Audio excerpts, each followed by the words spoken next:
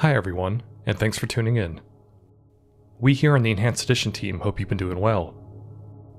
As for us, we've been taking a break from the project to reset and re-energize ourselves.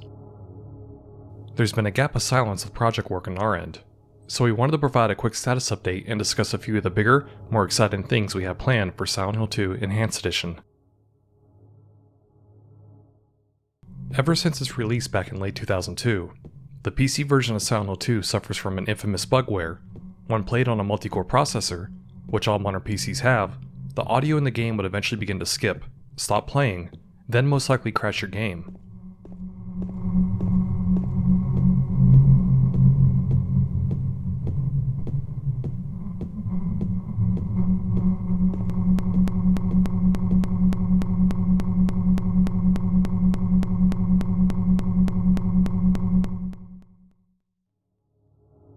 It takes but a cursory internet search to find people affected by this issue since the beginning.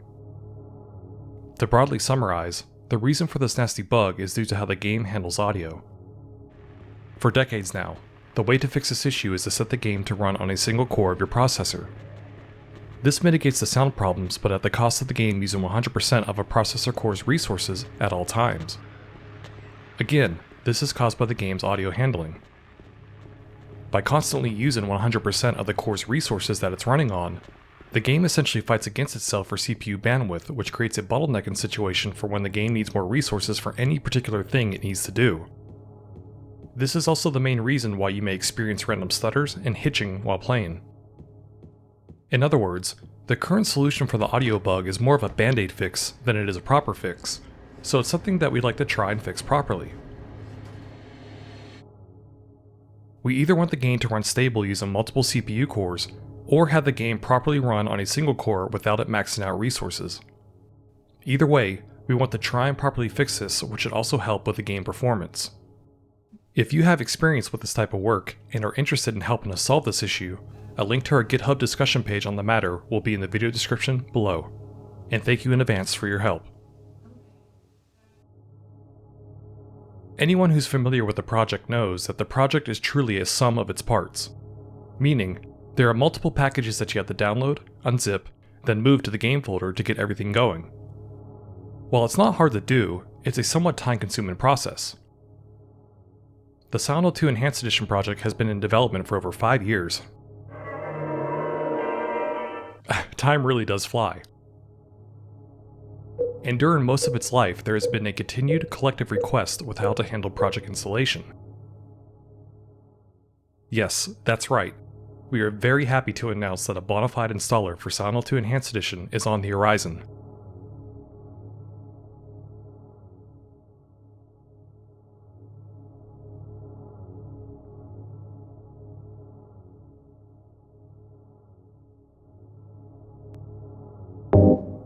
Made by Nipcal, who's new to the Enhanced Edition team, this quality-made installer goes beyond just installing files, and is more of an all-in-one setup tool.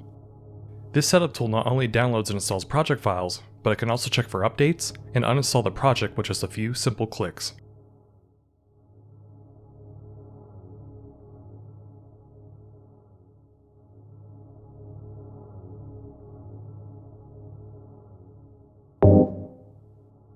We're all very excited about this setup tool, and can't wait to share it with you all in a future project update. In the meantime, we've linked Nipcal's Twitter profile in the video description below. Please send him a message of support if you're able. In previous updates, we've made geometry adjustments for the game, such as rounding off the toilets, adding missing light bulbs, and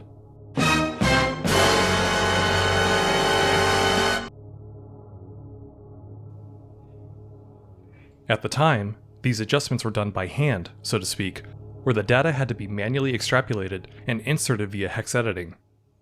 It was an impractically slow and tedious process. Since then, Phillip Trudeau, a talented programmer and game developer, has taken up the incredible challenge of making a Silent Hill 2 level editor.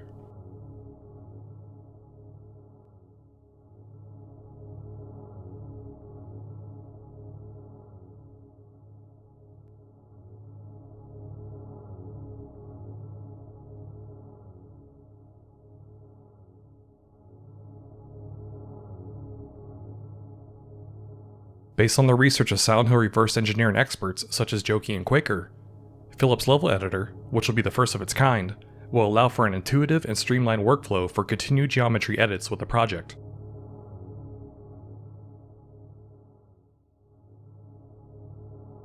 Some examples you can look forward to with the use of his tool are turning the 2D trees at the beginning of the game into 3D ones,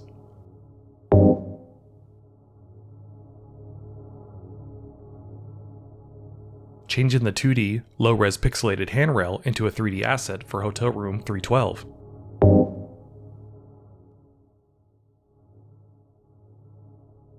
or adding visual details outside of the apartment window that you cross through, which is otherwise just a white wall.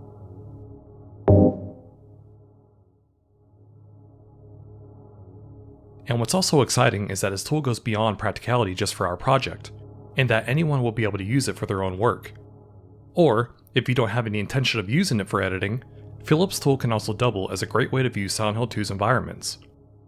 Really, his tool will act as a level editor, level viewer, and texture viewer all in one. Phillip's level editor is still in development, so look forward to its release in the future. Until that time, he typically streams his game development and programming work live, so be sure to follow him on Twitch to be notified the next time he's working on the editor. And for what it's worth, his streams are really laid back and chill. A link to his Twitch page will be in the video description below. We have other features and fixes that we'd like to implement into the project, but for this video, we wanted to make a quick overview of some of the bigger, more exciting things down the pipeline as time goes on.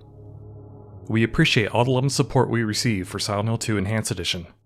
It's been a big part of what keeps us moving forward as we're getting closer and closer to the finish line for the project. Thank you so much. And until the next video update, we will see you around in the foggy town of Silent Hill.